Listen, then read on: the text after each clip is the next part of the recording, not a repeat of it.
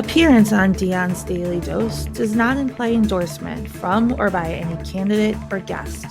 The views, thoughts, and opinions expressed by Dion Bergeron or Dion's Daily Dose are his own and do not represent the views, thoughts, and opinions of any guest.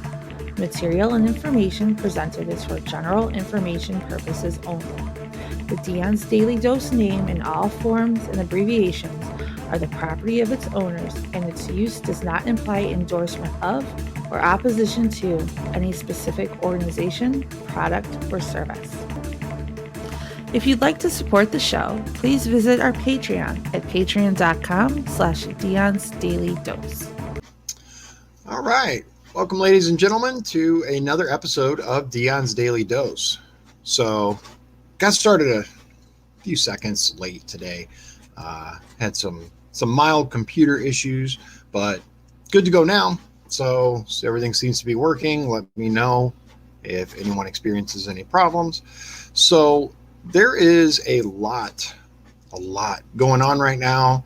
Unconfirmed reports of a major drop regarding the WHO, the Gates Foundation getting hacked. I'm going to try to bring that up and learn what we can about that. This just happened. So bear with me for just a moment. I was trying to get it set up, but of course my computer didn't want to cooperate. For those of you that aren't familiar with it, I'm using my wife's laptop. I'm trying to get things set up so I can use my good computer, but I don't have an independent webcam. I spent quite a while today trying to get my phone to work with it, the camera on my phone and all that stuff. Hey, Chris, good to see you. So it's a process, right? Hopefully very soon it'll be a much faster, better setup going on here. Feel free to donate any good webcams you have. Right now, I did go looking, but right now all the places are out of stuff. There was a run on webcams with the social distancing, obviously, so it's not that important. My biggest thing is I don't have a holder for my phone. I figured out how to utilize my phone with the PC to use the camera, but I don't have a holder. The one that I had in my truck broke, so it is what it is. Well, I'll get it figured out. Anyway, so a couple things. First of all, again, there's a report that the Gates Foundation was hacked. Now, allegedly, there's oh my god. Okay, you guys got to see this. So I'm gonna share the screen just because of what popped up as soon as I put it in there. Okay, there it is.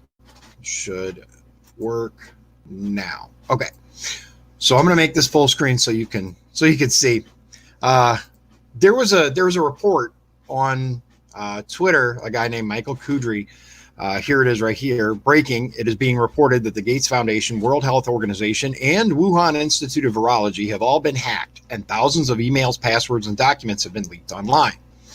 Ben Makuch says, so the Gates Foundation continues to be the target of far-right conspiracy theories, and we found a neo-Nazi Telegram channel with links to terror groups sharing a data dump of alleged employee emails and passwords encouraging hacking.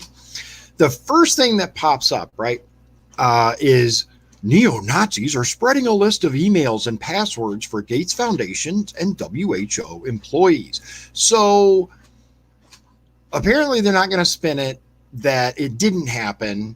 Oh yeah, Chris says just saying a little redneck engineering could make a phone holder. Yeah, I agree. I'm going to try to figure something out. I just ran out of time before I got to this, so I wanted to make sure that I was on time for this.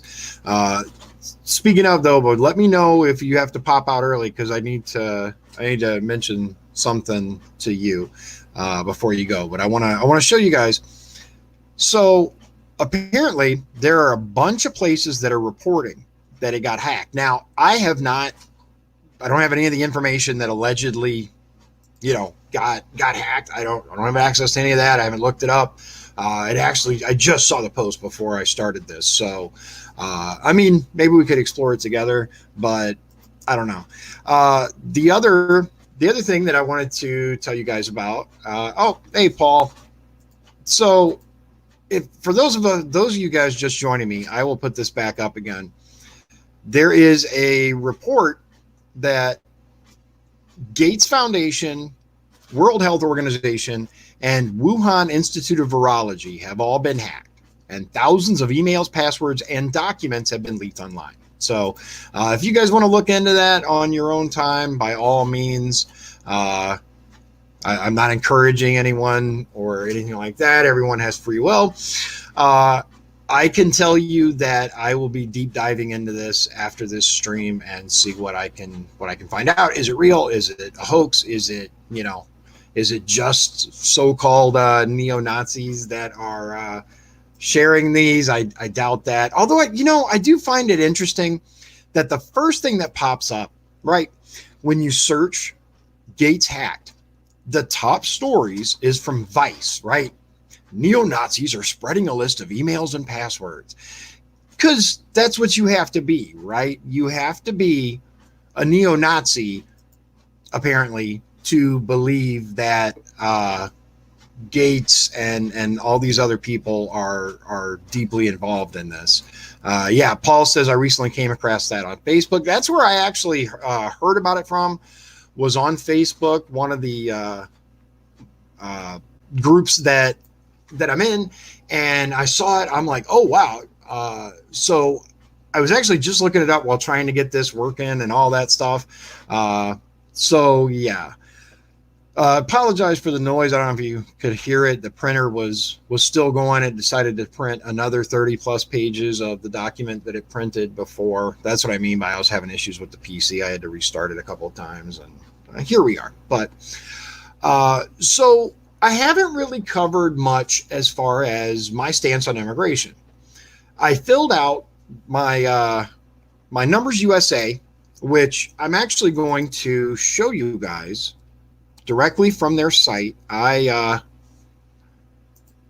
filled out their survey and I sent it in, and let me see. Oh no, that's actually mine. Hold on a second. Let me get back. Oh yeah. Paul says, I saw from someone I trust. It's same. It's not a source that normally, shares so-called fake news. I think we have a whole bunch of spin that's being tried to be put on this whole hacking thing. Of course, as you see, instead of saying fake news, or instead of saying conspiracy theory that it happened, they're saying the people that are talking about it are evil. That's their go-to when something's real. They don't want you to read it or learn from it. But I'm going to look up my my Numbers USA. Yeah, it might be easier just to do this.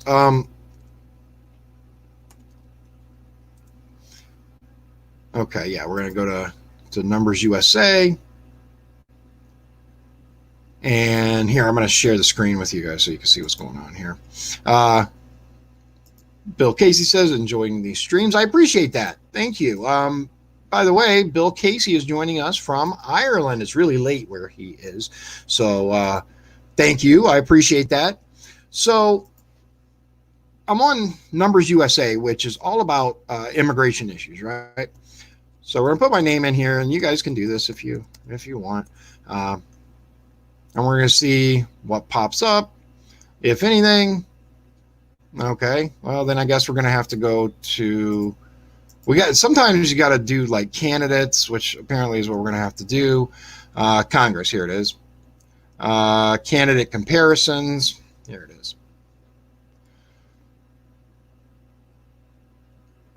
So then we go to select election by state.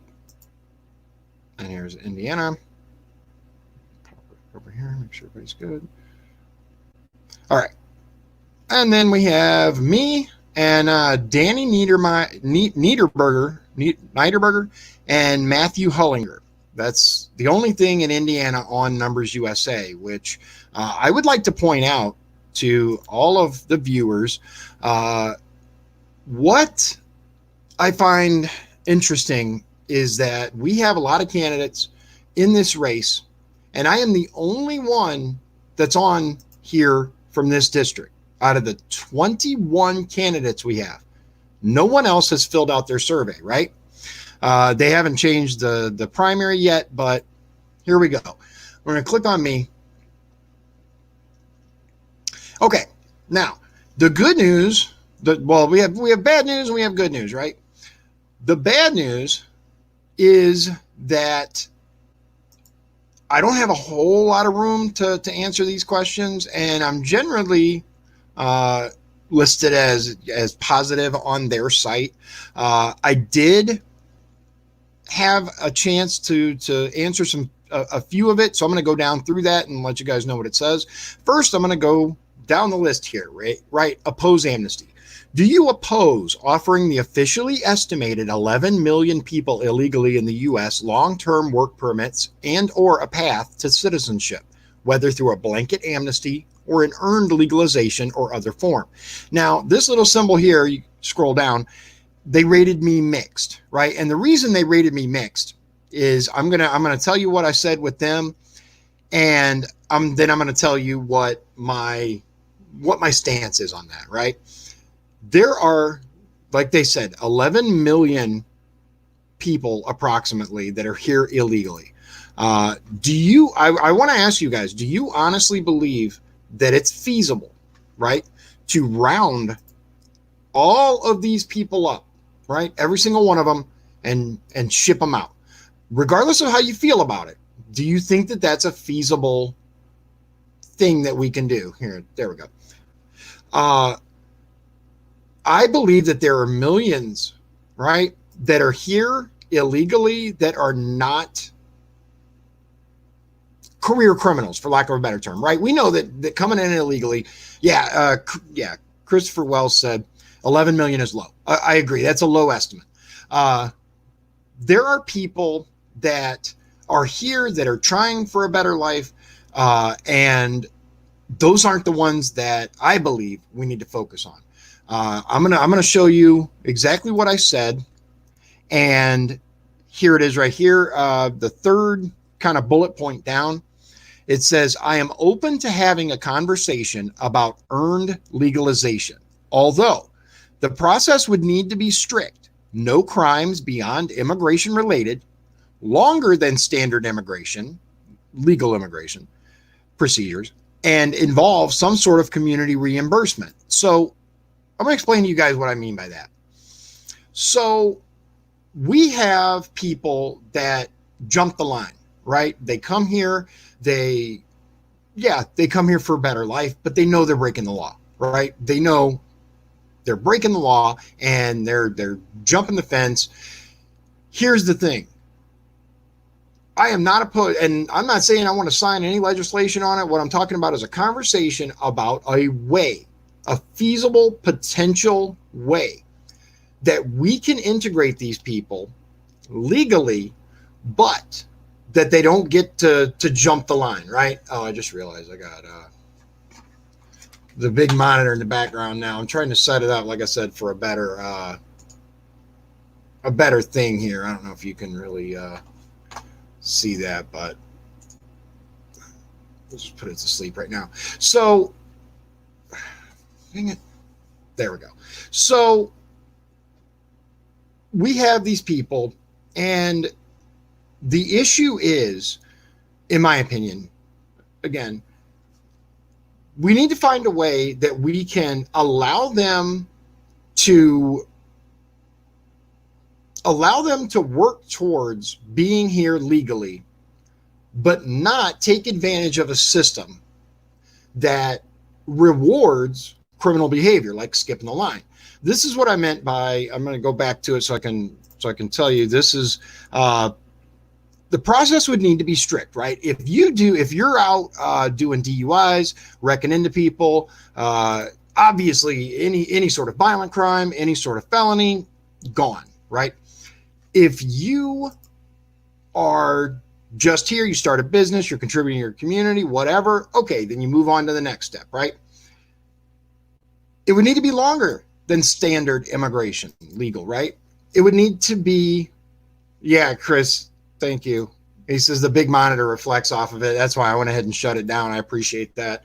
I noticed it behind me. I was like, oh man, I gotta take care of that. So it's one of the things that I'm trying to still set up. Eventually, I don't know. Maybe I'll have to switch that out or something. I don't know if that'll be potential for later. But so the other thing is it would need to be longer than standard legal immigration, right?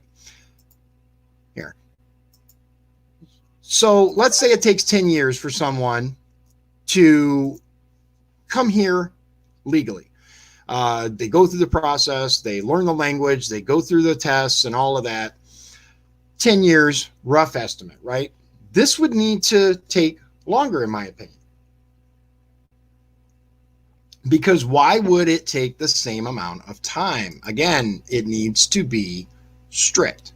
It needs to be different than regular. It should involve some form of community reimbursement. Now, here's what I mean by community reimbursement, right? Fines, yes. But what if, and it's just ideas here. What if we get them involved in community service, right? Community service with the actual community. And look, I see a couple of comments. If you break the law, there it is. If you break the law, you deserve to be shot. The death penalty is kind of strong for this. I understand. Everybody's entitled to their opinion, absolutely, but that's a lot. We're not going to agree on everything. I think that's a bit much. But let me go back to it, and you guys can see here. There we go. So let's talk all the rest, right? I get the big yes, right? But here's what I want to qualify some stuff. It says here on the right, notes, candidate states, merit-based immigration is crucial to our continued role as a world leader. We cannot just allow tons of people in, right? We can't just allow the open borders and people to flood in because we have finite resources. We have X amount of jobs. That's as far as they go. So Mike Strauss wants to know, he just got here, who's getting community service and why, just got here. I'm talking about ways that we can perhaps have a discussion about the vast numbers of illegal immigrants that we have and allowing certain ones of them, the non-criminals, to have a path to citizenship that doesn't unfairly put them at a doesn't put legal immigrants, the people who did it right, the people who came here, who did everything the way they were supposed to, who filed their paperwork, waited, did all that. Why should we disadvantage them? So it is what it is. So back to the other stuff. This isn't going to take much longer. I'm going to speed through it, and then we'll get on to some more interesting things. I'll give you the link if you want to go read it. Fine. Regarding E-Verify, look, that's one of the things that was the question, right? E-Verify, mandate it. Now, a lot of people have an issue with mandating E-Verify, right? Should jobs held by illegal aliens be opened up for unemployed Americans and legal immigrants already here by A, requiring all employers to use the federal automated rapid response internet system, E-Verify, to screen out illegal foreign workers, and B, by setting up systems to identify and fire existing employees who use fraudulent and stolen identities to obtain jobs. So here's what I said regarding E-Verify. Although I do not favor mandating private business to help us with a problem our government is responsible for, illegal immigration has grown out of control, and we need to utilize every means at our disposal to combat it. That's not going to be everybody's cup of tea. Not everybody's going to agree that mandating E-Verify should be a thing. Sam Newton asked, or Colin James asked, are we talking about Mexicans here? We're talking about everyone who is here illegally. It's not one particular race. That's something that people need to understand. We have illegal immigrants from all around the world, from Russia, from Czechoslovakia. I mean, we could name country after country after country. So it applies to everyone across the board. I will copy the link here and paste it. And for those of you who would like to look at everything, by all means, be my guest. So there's some stuff that's coming up right on the show. I'm trying to get more and more people to come on. I had heard, oh yeah. That's a great point, actually. Chris says a lot overstay their legal visa. So yeah, it just comes down to that. That's actually, I would say, probably one of the biggest issues with illegal immigration is the ones that, who initially come here legally with a work visa or some other type of travel and overstay. I don't have the exact numbers in front of me, but I do know that we have to start taking active steps that don't penalize people who do it right, don't incentivize coming here illegally in the future, because that's one of the big problems. The policies that have been put into place have incentivized it. They've made it to where people say, well, why not? What's the worst that can happen, right? They come here, especially with so-called unaccompanied minors or just minors in general. They come here with a minor in tow, claim it as a family member, them as a family member, and then under the policies of previous administrations were simply cut loose, right? They were given a court date and said, see you in, a month, 2 months, whatever. And many of these people would never return for their court date. The other issue is the people that would come here on visas to work, to stay, to do stuff like that, right? I get it, right? Everyone wants to come to the United States. That's why it kills me, these lefties who say, like who was it? Cuomo, I believe, had the quote, well, the United States was never that great. Then why are millions and millions of people trying to come here? If this country is so bad, and number one, why are you here? But I find it very hard to believe that the greatest country on earth, in my opinion, was never that great. When we have an incredible problem with illegal immigration, and we can all agree that something has to be done. There are many solutions to it. These are just my ideas. I'm open to others. But what we can't do is we can't just give blanket amnesty to everyone that's here, because that incentivizes more. They'll figure out a way to get here. Even if we had, like Colin James says, my solution is if they're already in, that's tough, build the big wall Trump was raving about, and that will stop further illegal immigration. That's part of it. The wall will help. It won't do everything by itself, but it will help. CNN has made that point accidentally several times. So, and that's another thing. Chris brings up the point, well, the one who used my social security number made my life hell while I tried to fix my identity. There are lots of obvious laws some break, which is what it's a follow-up to Strauss's question, who determines if they're a criminal? The law does. If there's a law against walking across the border without, announcing yourself or applying for citizenship, then they've broken the law. I understand. I know your views are different on that, and you're welcome to have them. That's one of the fantastic things about this country, but sorry, you're not going to convince me on that. I will tell you that my wife, Liz, she actually had her identity stolen. We went to file taxes a number of years back, and they let us know that she had already filed. So there are many people that have issues with their identity being stolen. And the persons whose identity gets stolen or utilized, or you call it whatever you want, they're the ones that have to go about fixing it, right? We were the ones that had to prove we are who we are, right? We're not the ones illegally using our identity. We had to take many steps. We had to get a PIN number. Our taxes and all the information that relied on that were delayed for a very long time. It was a serious pain.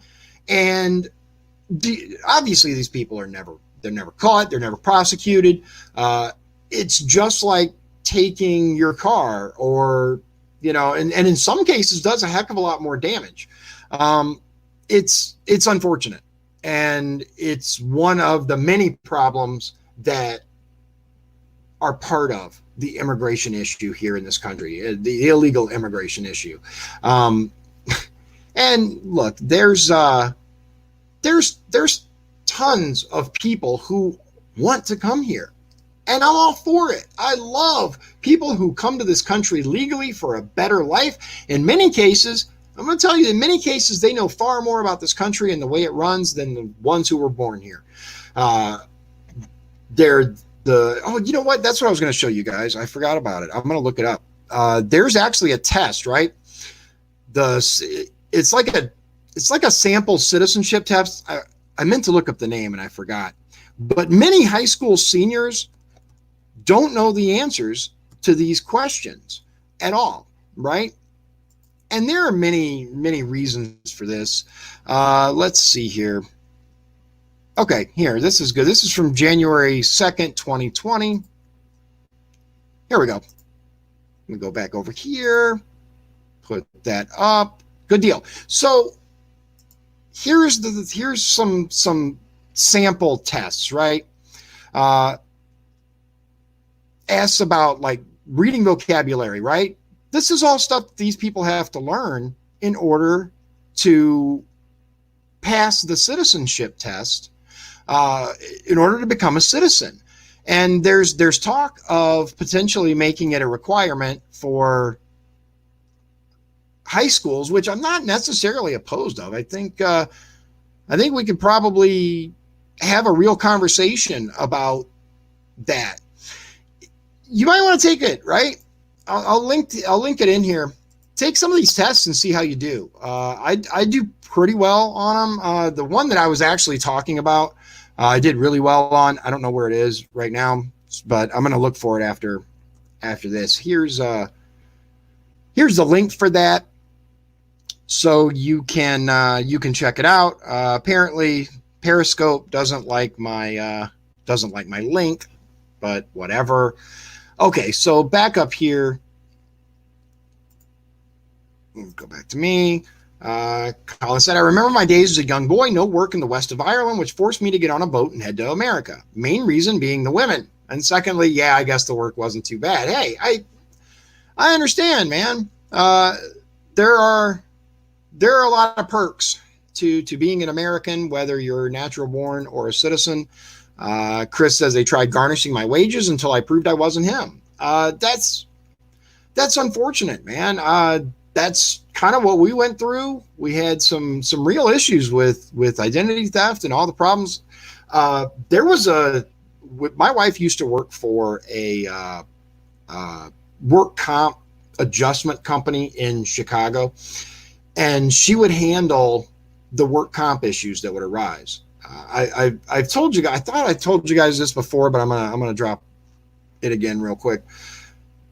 While she was working there, she handled work comp claims from lots of big name companies. She got a call one day, and there was this individual who had gotten injured on the job, and they had applied for benefit. I think they cut their hand open with a knife, because she did a lot of like McDonald's and Popeyes, KFC, stuff like that. And they were constantly cutting themselves. But this particular individual had cut themselves, and they were trying to file for work comp benefits.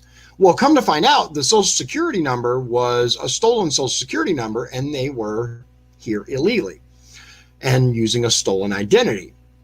Here's the crazy part. Even though all of that was true and was provable, the company still had to pay on work comp benefits to this individual because they had injured themselves while employed, even though they shouldn't have been employed in the first place, because they were not legally able to work, stolen identity, all of that.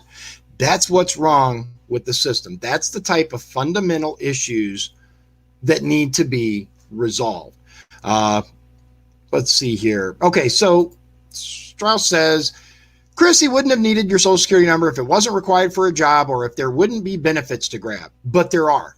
That's the point that I'm trying to explain to you. I know that. That's not what I'm asking. What I'm asking is for them to come so-called legally, they can't be a criminal back home. So who determines fairly if the person is a criminal or was just a political? Okay. All right. I understand. I don't know the answers to that. That's something that needs to be looked into. I can see that. There's a difference between a political prisoner, someone who's prosecuted because of their beliefs, versus someone who actually went out and, cut someone's head off or whatever MS-13 has done. Those are the kind of people that I'm trying to keep out. That my beliefs on immigration keep criminals out. I'm not talking about someone who and look, the bottom line is, if we don't like the laws that are set up for immigration, we shouldn't demonize our law enforcement agencies for following the law, for arresting people for breaking the law. We need to have the laws changed. That's what I'm talking about. We can have a conversation about immigration reform, about actually changing the laws so that we don't get these people calling for the abolition of ICE and all kinds of other ridiculous things that would cause so many issues in this country. Chris says, my grandma has to take a test to become a citizen, even though she was a war bride. She even had to take English classes. Right. There's stuff that you have to do. And he pointed out that his grandma is from England. She still had to take the test and everything that's part of that. Paul says, I know people who came here from Mexico and are more American than a chunk of the citizen population here. I agree. Just because it's a location someone is from doesn't mean they're not willing to assimilate. It doesn't mean they're not willing to learn the language, learn the customs. The ones that I really have a problem with are the ones that come here and don't want to assimilate. They love their culture so much. They love the country that they came from so much that they want that country brought here. Why didn't you stay there if you love it so much? All right. Bill asks, what's your opinion on Trump? It's a long answer, but I'll give you the short. I love the fact that he takes the fake news to task. I love the fact that he will call out BS when he sees it. I'm not going to agree with him on 100% of the stuff he says and does. He's softer on the Second Amendment than I would like. I voted for him. I'm going to vote for him again. I really appreciate it when he talks directly to the American people. I really appreciate when he has his rallies and he talks to us, because that's one thing, kind of in the title, that's one thing that people are tired of. They're tired of the politicians giving this answer. I'm going to give you an example. Who here watched Holcomb's press conference today? Just think about that for a minute. If you watched Governor Eric Holcomb's press conference today, you will notice that Holcomb is a very experienced politician. He can talk for a long time without actually saying anything. An example of, hold on here. Paul said they had to have known they weren't valid worker. They shouldn't have hired. I agree. That's why I'm in favor of E-Verify. And it's not perfect. It's not a perfect system, but I think it's something that we need to look into. Chris says he's left of Dion. Are you talking about Trump? He is left of me. I don't agree with the Second Amendment things that he's willing to give ground on. But that's a whole other deal. So during the press conference today, one of the things that Eric Holcomb talked about, there was a couple of things. Two things in particular caught my attention. Number one, he was asked by a caller who called in and asked about the conversation that was had with, I want to say someone named Khan, was the name that was mentioned. Allegedly, see, this person had talked to the press and said, hey, I had a conversation with them. I offered them 2,000, I think it was 2,000 free swabs and as many testers as they needed for free. Now, Dr. Box started talking about how, that conversation never happened. Yes, he offered the swabs, but this was never offered. And all of a sudden, Governor Holcomb stops her and starts talking about the previous question. I mean, minutes and minutes and minutes long. Never returns back to that question. And then introduces the next reporter and question by saying, thank you for your patience through my filibuster. Now, again, nothing was really said. That's like there was a question. The other example that I want to give you, the other question that was asked was, what as business owners, right, especially those who have restaurants, they need to know what steps they should be taking, what guidance should they expect in order to start opening up? What should we start doing? And again, he didn't say much of anything. Lots of words, little content. It went, well, we're discussing this and we're talking about that, and we're going to have these people weigh in, and we're going to do this and we're going to do that. But he never really said, oh, I'm sorry. What he did say is, well, you should start preparing now. How? That's what they were asking. And he never really answered it. The one thing that I would say is, as a restaurant owner, I would anticipate that, especially places that have had to completely shut down, you need stock, right? You need to get stuff reordered because it's been sitting. Many of the things that were fresh are no longer fresh. You can't just do that on a dime. It takes time to set that stuff up. He's not offering, in my opinion, he's not offering sufficient guidance to these people that need to know what's happening. So the point of that big, long diatribe was, I think we need more people that are willing to just look you in the eye and go, okay, so here's what I think, right? And that's what I try to do. I'm not going to have the answers to every single question. And I can't imagine being the governor of a state and having to make really hard decisions like this. When do you open? What do? You have people that are legitimately getting sick and dying, but you have all of these reports, all this evidence that the numbers don't add up. There's some stuff going on here that is more than meets the eye. And our press refuses to tell us what's really happening, right? So it is what it is. Okay, Mike, if they don't know how and don't have common sense, then they don't need to be in business. Okay, here's what I'm saying though, is they need to know what they're going to be required to do. Are they going to have to clear some tables out to maintain social distancing? Are they going to be allowed to just wear PPE? They don't know any of this stuff. That's what they need information on. They need dates that the governor is thinking of.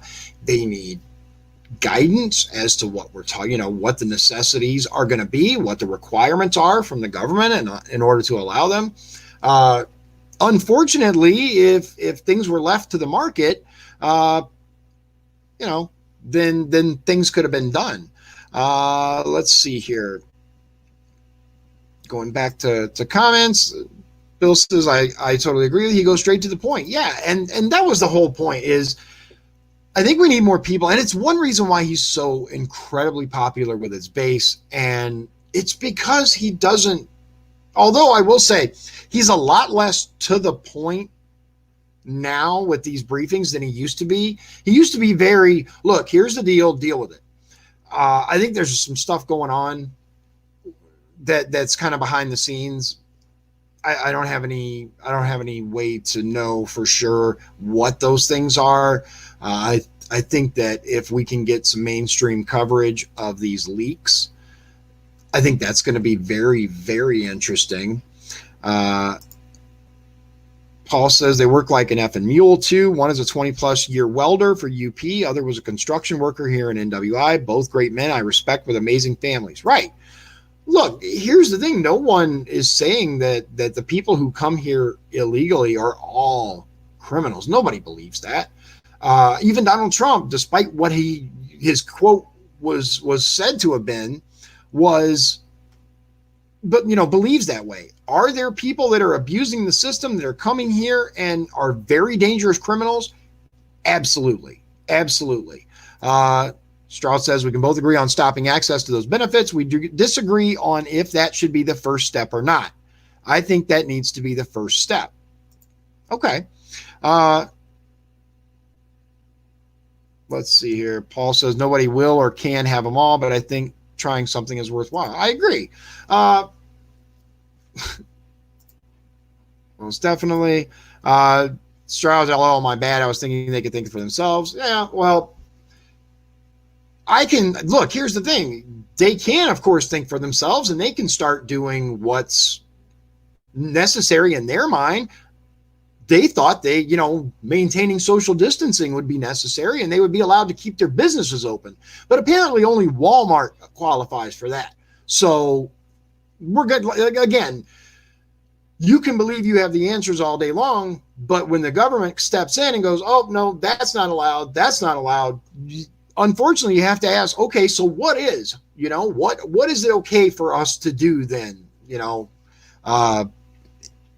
So that's what I'd say to that.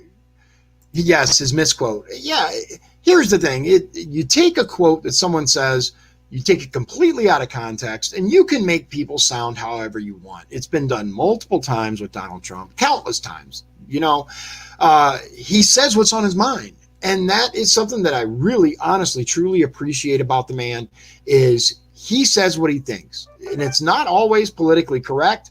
It very rarely is politically correct. And it's one of the things that I really, really like about him. I am not even remotely politically correct. I don't try to be. I hate that. I hate that culture that, oh my gosh, I might offend you, so I'm going to have to watch what I say. The pauses that I take for my thoughts are because I'm a former trucker, I'm a former correctional officer. Sometimes foul language just flies, right? So I have to make sure that I take that into account. Unfortunately, people have a tendency, especially politicians, to talk out of both sides of their mouth. They say this to this person, this to that person, and the truth is kind of somewhere in the middle. I'm just gonna tell you, the way I think, and that's why I've published every survey I have, so you guys can see where my mind's at. You're not gonna agree with everything. I think that's impossible. Heck, even my wife doesn't agree with me on everything, but I think the majority of things are fairly common sense. You can't have a functioning society such as we have, a modern society, unless you control access to that society. You can't just hand out benefits. You can't just allow people who are breaking the law to have access to the same rights, in some cases more rights than citizens do. In New Jersey, for example, the East Coast, there's multiple, actually, I think, videos where guys are driving around with no license, right, get into a wreck, and they're not allowed to ask. They can't speak English. They can barely, understand what's being asked. Sometimes they're inebriated, intoxicated, whatever you want to call it, DUI, and the police officers aren't allowed to question them, to detain them, to find out, to even prosecute them in some cases, because then their citizenship comes into question and blah, blah, blah, blah, blah. It becomes this big, ridiculous thing. That's what I'm talking about. When someone who is here illegally gets more rights than me, I call BS. No, that's crap. That's crap. I was born in this country. I'm an American citizen. If I had been born somewhere else, I'd have came to America because this country rocks, right? What country what other country can you do the things that we can do here, right? I can put on my car, on my truck, everything I want, my views, right? I got a big Second Amendment flag in the back window because I believe strongly in that. I worked at a maximum security prison. I see what happens when people can't defend themselves. I see what happens when you become a victim. But people try to utilize that and they try to say, oh, well, you take away guns and you won't have gun violence. Look at Canada. Canada has tons of laws against guns. They just had a horrible event. There's no other country in the world, I believe, that can provide the kind of things that the United States provides as far as protections for our citizens, although you wouldn't know it given the current situation, which is another thing that I think is really important to understand. We have our rights, and there are people that are going to disagree, right? They're going to say, well, just stay home, quarantine yourselves, maintain the rules that your governor has set or your mayor, whatever, and you'll be okay. They'll open it back up. You shouldn't protest. You shouldn't go out and I understand that. I get that mentality, but if we had allowed the Revolutionary War, right? The beginning of that, the first shots fired was because they came for the guns, right? Our rights are under siege right now. If people don't realize that, then I think it's really important that you open your eyes. Now, am I saying you should go, march around the governor's mansion? That's a choice that you have to make, right? But should people be demonized because they made the choice of standing up for their rights? I don't think so. It's crazy, in my opinion, to demonize. And you know what? I'm going to touch on that just for a minute. There are lefties who are talking about the people that go protest, right? I hope they get the virus and die. Again, what? And this is okay for them to say, because if you align yourself with the left, you can say whatever you want on social media, on TV, all this stuff. But if you are more conservative and, don't think it's okay to kill babies and all kinds of stuff like that, then you can't say what you want. You're going to get banned. You're going to get shadow, banned. You're going to get censored. You're going to violate some TOS that they make up, but don't routinely enforce. But they can say whatever they want. They can call for the death of supporters. There was one person, I don't remember who it was, but they actually said, I hope that these people go to a Trump rally and infect everyone there and that they all die. Right? Because they disagree with them politically. Right? Because, and the media is so incredibly complicit in this because they're feeding people lies, false timelines, false narratives. It really is disgusting. Chris says the place I go fishing in Canada couldn't believe that I could go to the gun range without calling the police first to tell them what guns, amount of ammo, route I was taking to range. Right. They have such incredibly strict laws up there, and you're not going to be able to do the kind of things up there that you're able to do here. So the false narrative that if you get rid of guns, crime goes away is just that, a false narrative. Look at London, right? Before this whole social distancing lockdown thing, knife crime was up astronomically, right? It was just nuts. Let me see here. I'm going to see if we can get something on that. Here it is. Knife crime in the UK. Let's see what we got here. If you put that in, I'm going to pop this up real quick. See, 10 charts on the rise of knife crime in England and Wales. There were 43,516 knife crime offenses in the 12 months ending March 2019, right? Knife crime hits record high in England and Wales. That was October 2019. Knife crime rises to new record. Look, people are going to find a way to hurt other people. I don't know if all you people, know this. I'm pretty sure you're smart enough to realize this, but you can't have a gun behind bars, right? So take away the guns, you should take away all the crime, right? No one should hurt themselves or anyone else behind the walls of a prison. Of course, that's not true. They make things. They're actually pretty ingenious, man. Some of the stuff that I've seen made, they make weapons out of soap, out of sheets, out of toilet paper, all kinds of stuff. It's absolutely amazing the ingenuity that these guys come up with to making shanks. It's absolutely insane. It blew my mind when I first started.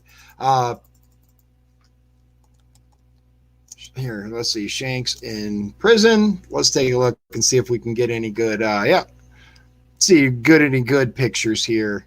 Images. Okay, here we go. Yep, that's what I was looking for. So here's just a little bit of the kind of things that they can come up with, right? Shiv, shank, whatever you want to call it. There is no shortage of ways for these guys to hurt other people. And this is, in many cases, the most secure environment on the planet. Carefully controlled access, in and out. You have a limited number of people, obviously, that go in and out, and limited access to items and equipment that you can use. So it's nuts. The argument is flawed on many levels. So it is what it is. Oh yeah. Paul says toilet wine. So you know what? There's tons of different names for hooch. That's what it's called up here. It's called hooch, but there are lots of different names for it that vary across the globe, across the country. They make it in the toilet, they make it under the bed, they make it wherever they think that a CO isn't going to come in and see it, right? Or get snitched on or whatever. So it's there's always a way. People are always going to find a way. Paul said it's seen many too. The lefties that are, calling for assault or harm to people who happen to disagree with them politically. But of course, we're the bad people, right? We're the ones that, the tolerant left, the party of inclusiveness, uses slurs, uses hate speech, right? Hate speech. If you say it, it's okay, but they can say cancel white people all day long. It's so ridiculous. The level of hypocrisy that is present across our country, at the very minimum, is astonishing. So I'm going to wrap up and let you guys know what's coming up. So today is Tuesday. This coming Saturday, I'm going to have one of my Republican opponents on. It's not a debate. We're gonna hang out. We're gonna chat. We're gonna see how things are going with him. Oh, wow, that's interesting. Chris says Farrar is on the Valpo Republican page today. Wow, okay, good for him. Is he doing a live, or did he get shared on Valpo Republican? This guy, man, he's a trip. He's a trip. Farrar. He is very interesting. I might see if he wants to come on. That'll be an interesting conversation. But I think we can have some really fun opportunities. I'm gonna tell you guys though, I've put a number of requests out there. Hold on. Chris says, look at what he said. Okay, hold on. I'm going to bring it up right now. So let's see. Let me bring up Facebook real quick. It's on the, you said it's on the Valpo Republican page. Let's see here.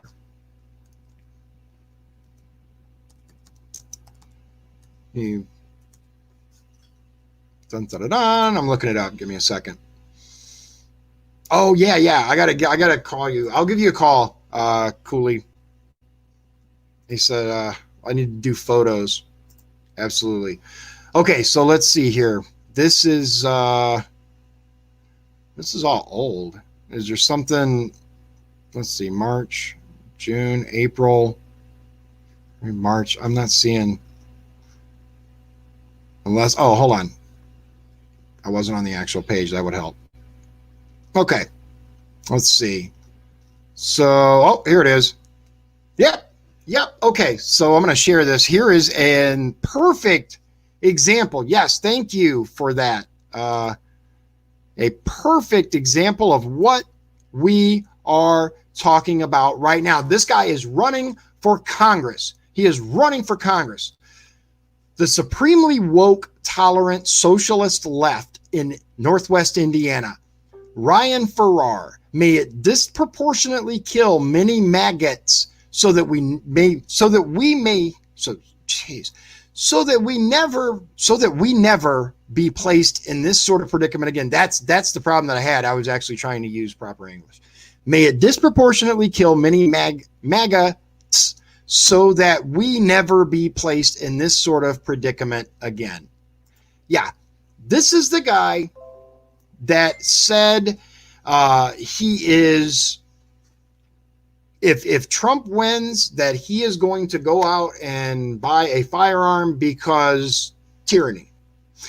I wrote an article about that, press release that I sent out. I wrote an article, and look, I'm all for going and learning about the Second Amendment. By all means, go to the gun shop, try to buy yourself a firearm, learn how difficult it actually is, learn what you have to go through.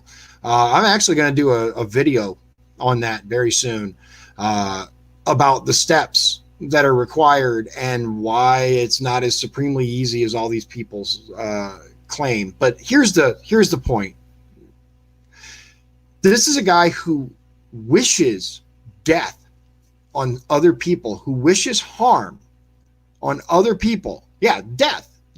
May it disproportionately kill, right? What's to say about that? This is the tolerant left that we're talking about, right? The party of inclusiveness, the party that, and look, it's not okay to say this no matter what you may believe from the press, but this is what I meant by the press being absolutely complicit in this, because they are being fed this stuff that Donald Trump is this, people who voted for Trump are this, and it's not okay to say stuff like that, but they're being brainwashed, right? Imagine if the only news you ever saw was CNN or MSNBC, because you couldn't turn on Fox News because, I don't know, I guess it would melt your brain. I don't know exactly what they think. Look, Fox News is biased as well. I'm not trying to say they're not, especially now. Have you seen what they've become? Anyway, there's a lot of fun stuff coming up on the channel. I have a special thing coming up. We're thinking about Monday or Tuesday.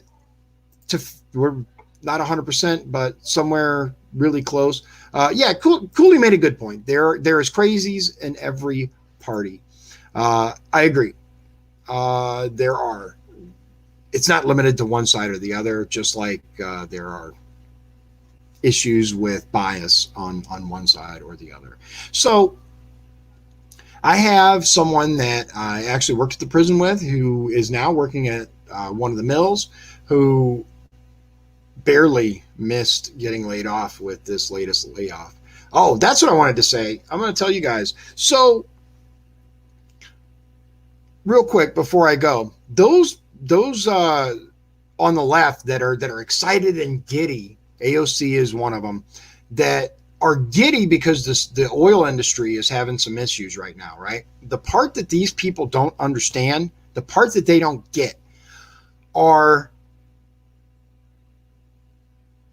the oil industry is to Louisiana as the steel industry is to Northwest Indiana. Imagine if the entire steel industry crashed, right? Just crashed. Massive layoffs, no production. Almost like what we're having now, but on a very right now is a very temporary scale. This oil thing has the potential to last much, much, much longer.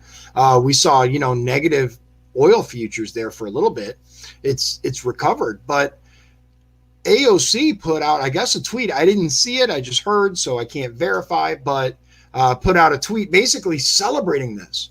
Now, you can hate the CEOs and the board members of these companies that are, in your mind, pillaging the earth or whatever down that road. But there are millions and millions and millions of people who rely on that industry for jobs. It's permeated every part of the culture down there, right? Just like up here, if you don't work at the mill, you know someone who works at the mill, or your family used to work at the mill, or you have a friend whose family worked at the mill. It's all connected. That's how it is down there with the oil field, right? I worked in it. My uncle worked in it. My other uncle worked in it for a little bit. My grandparents worked in it for a little bit. My other uncle worked in it his whole life and lost his life in the oil field. There's people who depend on that in every sense of the word, and to celebrate something like that shows just how out of touch they are with everyone else. So let's see here.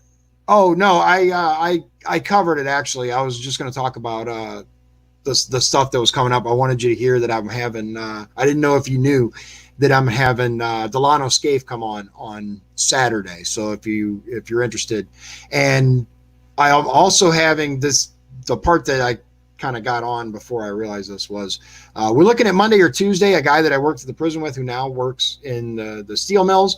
He's going to come on and he has a list of questions. He hasn't told me what these questions are, but I'm assuming they're going to be very steel mill related. He would kind of like everybody to know that we're gonna be doing that. So I think that's going to be a hoot for those of you who would like to see that. He's not telling me what the questions are, so it's going to be a very on the spot kind of thing. So thank you everyone for coming out. I truly appreciate your time, and I hope that if you want to learn more about me, go to dionbergeron.com. Follow me on the various social media platforms. I put out, I do a live stream every night at 7 p.m. So if you ever have any questions, hop on, ask them to me, and talk to everybody soon. God bless you, and God bless the USA. If you'd like to support the show, please visit our Patreon at patreon.com/Dion's Daily Dose.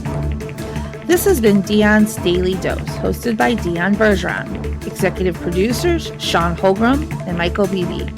Copyright 2020. Dion's Daily Dose, all rights reserved.